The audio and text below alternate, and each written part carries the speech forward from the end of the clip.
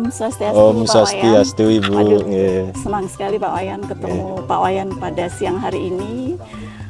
Kami sebagai wanita tani tentu ingin sekali bersinergi dengan masyarakat komunitas dari peduli lingkungan ini, Pak. Yeah. Tadi saya hadir di tempat Bapak ini, Yeah. saya sangat tertarik dengan tobo modern ini, Pak. Yeah. Baru saya dengar ini, Yeah. Pak, tobo modern, Yeah. Pak.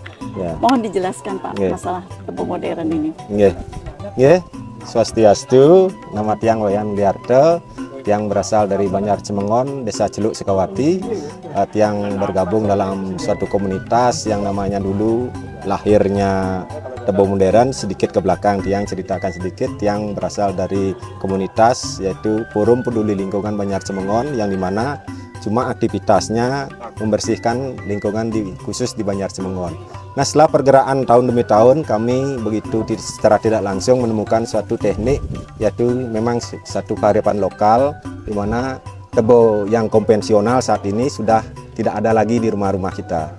Tebonya sudah berubah fungsi, ada menjadi bangunan, menjadi garase, menjadi toko. Nah, itulah yang hilang. Kita tidak Maaf, sengaja. Pak, sebelumnya saya potong sedikit. Yeah. Kenapa kok Bapak terus memberi nama istilah ini, sistem ini menjadi tebe? Ya. Nah, kembali ke sistem tebo. Karena kita niki dititipi tebo dari dulunya oleh nenek moyang kita. Di setiap rumah di Bali pasti punya lahan yang digunakan sebagai tebo, di mana pada waktu itu penggunaan plastiknya belum. Yang dominasi adalah organik. Kita cuma buang saja, nanti akan hancur sendiri menjadi organik, dia menjadi kompos di sana. Begitu kita makan pisang, makan buah mangga, kita buang di sana. Berapa tahun lagi, ternyata ada pohon mangga, buah-buah itu karena kita yang buang di sana, gitu ya. Gitu. Makanya kita sekarang modifikasi tebo konvensionalnya seperti niki dia. Kita bawa turun ke bawah untuk menyiasati ruang, karena ruang perumahan pekarangan kita semakin sempit karena alih fungsinya, karena komersialisasi.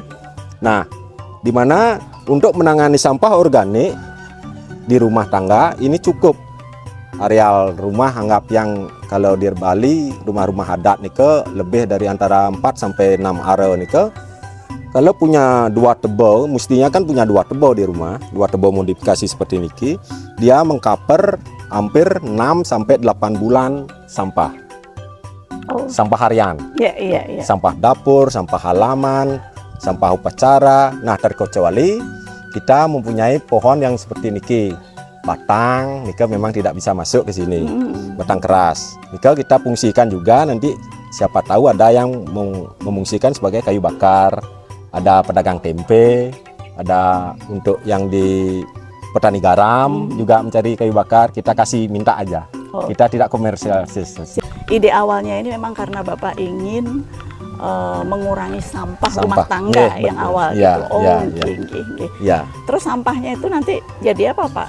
Sampahnya niki setelah dia penuh, dia kan tidak bisa diisi lagi satu lubangnya ini. Kita diamkan, paling tidak kalau siklusnya normal, prosesnya normal di dalam lubang niki, dia butuh waktu 4 bulan dari penuh.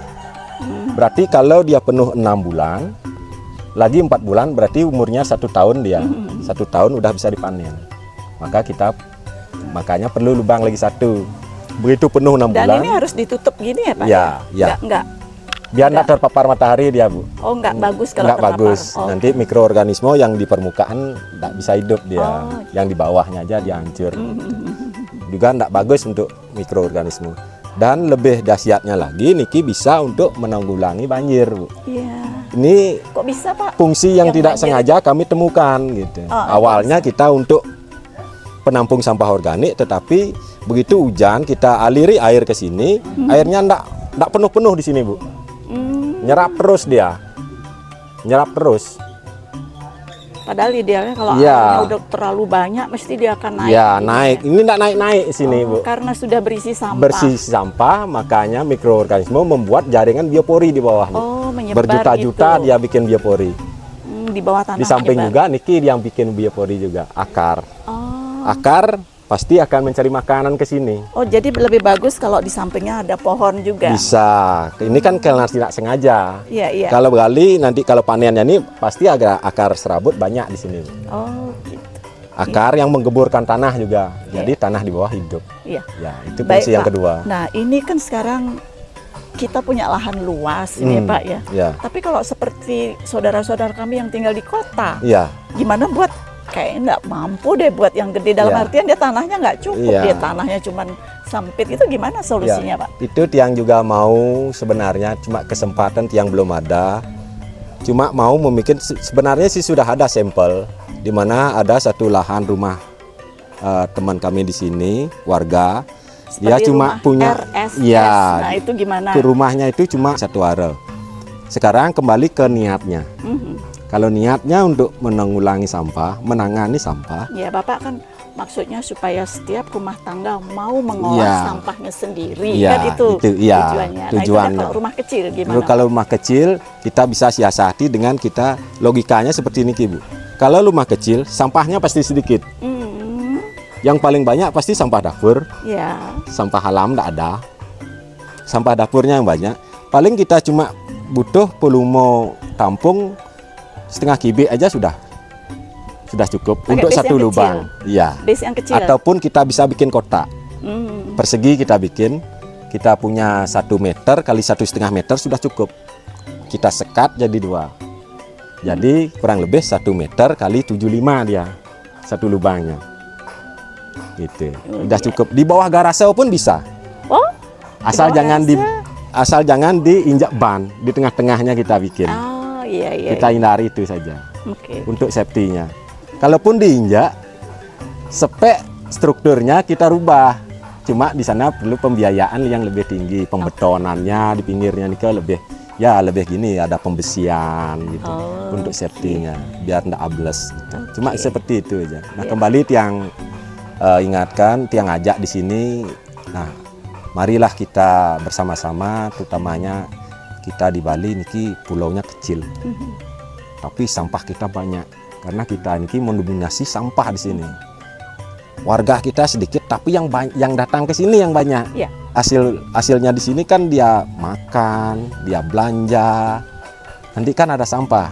Nah, nikelah yang perlu bersama-sama ajak teman-teman, relawan atau masyarakat semuanya yang peduli dengan lingkungan. Marilah kita paling tidak ya bisa memilah lah dulu. Paling tidak ini memilah, yang minta memilah sampahnya organik dan anorganik. Kalau ini sudah terjadi, kayaknya gampang mencari jalurnya. Yang organik kemana, yang anorganiknya kemana. Iya, Itu aja sudah cukup menurut dia. gitu. Ya, yang paling sederhana ada itu. Kalau yang kreatif lagi bisa diolah menjadi kompos, ada buka bank sampah. Ada Seperti yang itu.